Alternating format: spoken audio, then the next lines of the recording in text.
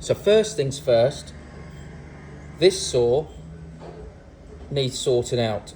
Missing teeth, uneven teeth, wrong size teeth, that all needs to come off. So I'm going to grind these teeth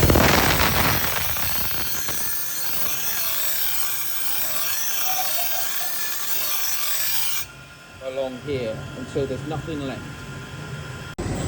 Now I'm left with a nice straight edge. Now using this wonderful contraption, I am stamping new teeth into that blade.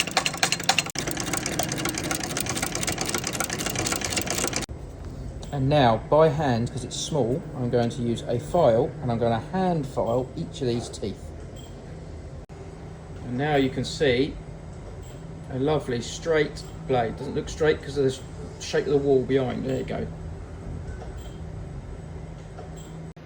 All done, all sorted, and a happy customer. He's going to get his saw that his grandfather had over 100 years ago back, and he's going to be very happy, and all thanks to us at 12 Point Tools.